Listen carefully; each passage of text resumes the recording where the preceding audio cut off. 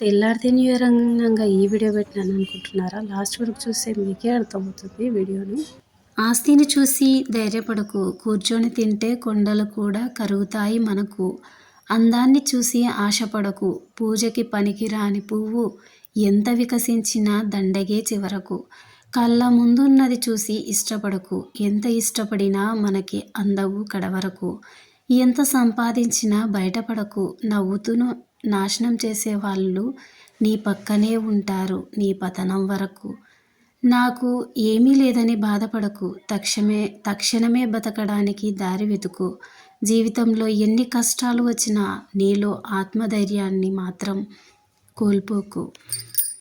ఇదేందక్క తెల్లారితే new year అనంగా ఈ వీడియో పెట్టావు అనుకుంటున్నారా? చెప్తా. వీడియో లాస్ట్ వరకు చూసి కమెంట్ చేయండి. కొత్తగా చూస్తున్నట్లయితే నచ్చితే సబ్స్క్రైబ్ చేయండి. ఇక వీడియోలోకి వెళ్తే, మా నాన్నగారు చనిపోయిన రోజు ఈరోజు. అందుకే తన నుంచి నేను ఏదైతే నేర్చుకున్నానో, తను చనిపోయిన తర్వాత నేను ఏదైతే నేర్చుకున్నానో అదే మీతో షేర్ చేసుకోవాలనుకున్నాను. చివరి దశలో పేరెంట్స్ ఏం చేయకూడదు, పిల్లలు ఏం చేయకూడదు అనేది ఈ వీడియో. ఫస్ట్ పెద్దవాళ్ళు చేయకూడనివి ఏంటంటే, అనవసరమైన దాన ధర్మాలు చేయకండి. బతికుండగా ఆస్తులు పాస్తులు పిల్లలకి పంచాలంటే సమానంగా పంచండి, లేదా తదనంతరం ఇచ్చేసుకోండి. ఒకరికి ఎక్కువ ఒకరికి తక్కువ ఇవ్వడం వల్ల గొడవలు అవుతాయి, అన్నదమ్ముళ్ళకి కానీ అక్క చెల్లెళ్ళకి కానీ. ఇక మూడవది ఏంటంటే, పిల్లలపై ఆధారపడుతున్నామని అనుకొని బాధపడకండి, వాళ్ళ బాధ్యత అది.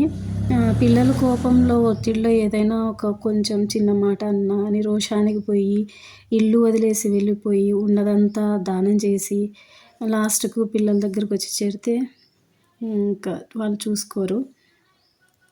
కాబట్టి ఏదన్నా చిన్న అన్నా కూడా రోషానికి పోవద్దు, ఊడ్చుకోండి, మీ పిల్లలే కదా. ఇక పిల్లలు అయితే ఆస్తులు ఇవ్వలేదని అనాథలుగా వదలొద్దు పెద్దవాళ్ళని.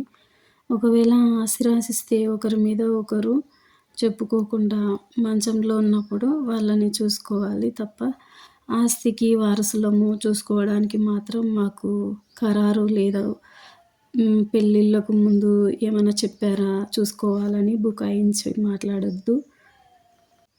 వాళ్ళని చూసుకోవడం అంటే ఖరారు పత్రాలు ఉండవు. వారి పట్ల మీకున్న బాధ్యత అది, అంతే. చూసుకోవాలి, కారణాలు చెప్పి వదిలించుకోకూడదు. ఇంకా రెండో విషయానికి వస్తే, పెద్దవాళ్ళు మీ కొరకు పిడికెడు అన్నము ప్రేమగా పలకరించే పలకరింపు తప్ప ఏమి కోరుకోరు. వాళ్ళు చచ్చాక క్షమాపణ చెప్పాలన్నా కానీ వాళ్ళు ఉండరు. చచ్చాక ఇష్టమైనవి సమాధి దగ్గర తెచ్చి ఏడ్చినా కూడా లాభం లేదు. మరణం తర్వాత అద్దాల పెట్టెలో సాగనంపాల్సిన అవసరం లేదు. బతికున్నంగా మనిషిగా, తల్లిదండ్రులుగా వారి బాధ్యత తీసుకుంటే చాలు. ఇంకా పెద్దవాళ్ళు మా పిల్లలు వదిలేరు, వారి మీద మాకు నమ్మకం ఉంది అని ఆస్తులు రాసిచ్చి వాళ్ళ మధ్య గొడవ పెంట పెట్టొద్దు. ఎవరు ఎప్పుడు ఏ విధంగా మారుతారో మనం చెప్పలేము. కాబట్టి చివరి దశలో తల్లిదండ్రులు పిల్లలకి అన్యాయం చేయకూడదు.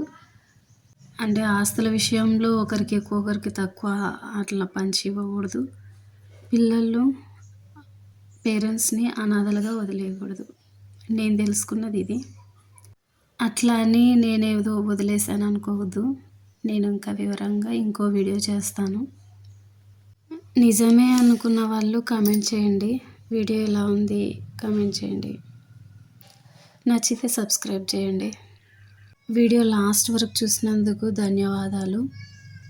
నన్ను సపోర్ట్ చేస్తున్న వాళ్ళందరికీ చాలా చాలా ధన్యవాదాలు.